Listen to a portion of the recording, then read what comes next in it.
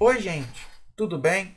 Já deixa seu like, compartilhe e se inscreva no canal, que isso ajuda demais na divulgação. Estou de volta, porém desta vez não trarei o segundo livro do História da Sexualidade, como falei. É claro que trarei o restante da sequência do Michel Foucault, porém hoje discutirei o livro Realismo Capitalista do Mark Fisher. Este livro discute como o capitalismo desenvolve a ideia de que é perpétuo, o sistema mais eficiente e que é impossível outro sistema, tornando qualquer ideia oposta ao capitalismo uma mera utopia.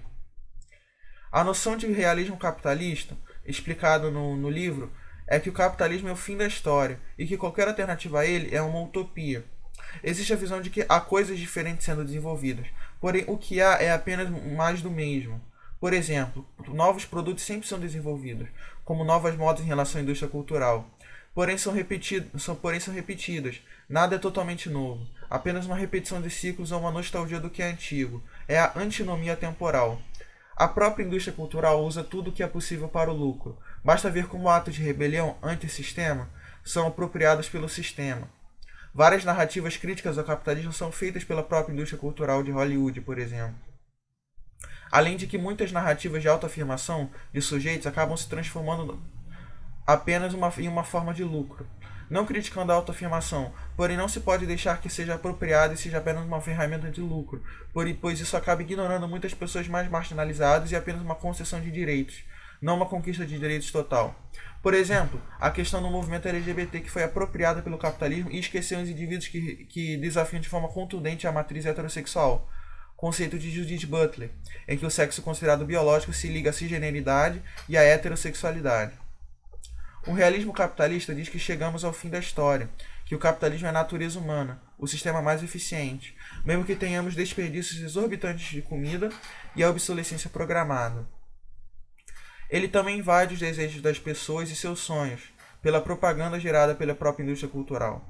Há uma criação de desejos pela propaganda.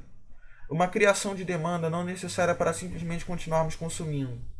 Essa sociedade do controle de nossos desejos é manifestada por instituições emersas na sociedade.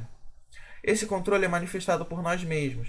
Por exemplo, quando nós nos autoavaliamos dentro do trabalho, a sociedade de controle se expande para fora das instituições formais. A indústria cultural também gera o conceito de especificidade do espetáculo, em que você não é visto por sua essência, como você é, mas sim pela aparência. Isso se aplica a praticamente tudo, por exemplo, até a questão da performatividade de gênero em Butler, como já havia mencionado essa autora. O gênero não é visto como algo que é você, sua essência, mas sim com atos performativos, ou seja, sua performance, seu comportamento que cria seu gênero. Para a própria ideia de identidade também é uma performance, pois se cria uma ideia de atos correspondentes a diversos gêneros que devemos performar. A realidade do realismo capitalista não é o real. Há uma diferença entre o real e a realidade. A realidade é o que se apresenta como natural e real, ou seja, o próprio realismo capitalista. Mostrar o real e as contradições do capitalismo é uma estratégia para quebrar o realismo capitalista que se apresenta como um sistema não contraditório, sendo que há diversas contradições. Por exemplo, o mercado que é extremamente burocrático. Ele precisa da burocracia para funcionar, mesmo se vendendo como antiburocrático. O sistema de burocracia valoriza símbolos, propaganda e avaliações mais do que o real, o resultado em si.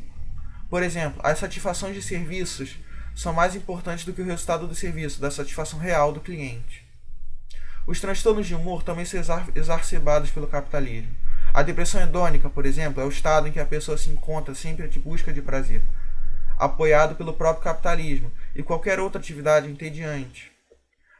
Porém, tais prazeres são imediatos e rápidos, continuando a busca incessante por ele. Assim, o capitalismo vicia as pessoas por seus próprios produtos. Nossos desejos parecem que comandam a produção pós-fordista no modelo just-in-time. Porém, esses desejos se voltam contra nós e somos controlados por desejos que são muitas vezes criados pela propaganda, nos tornando nada livres.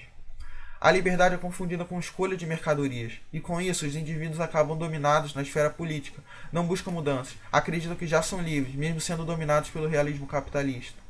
O núcleo dos males, a estrutura capitalista, como já vimos aqui, não é visto e responsabilizado. A culpa é cobrada em todos, a responsabilidade individualizada, e não é vista como uma causa estrutural. Por isso que eu digo que o capitalismo não tem uma ideologia individualista, uma realidade individualista, mas não um real individualista.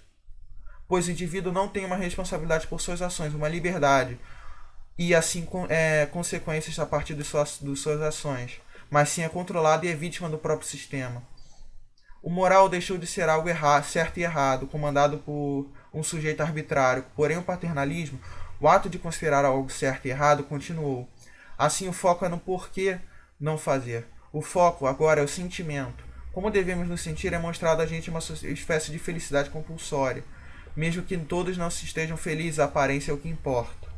Para fugirmos do realismo capitalista, devemos trazer o real à tona e não cairmos na realidade desenvolvida e na apropriação de discursos antissistema pelo realismo capitalista. Devíamos expor as contradições do próprio sistema. Bem, este foi o vídeo. Espero que tenham gostado. Se inscrevam, compartilhem, curtam o vídeo, que isso me ajudaria demais. Até mais. Tchau.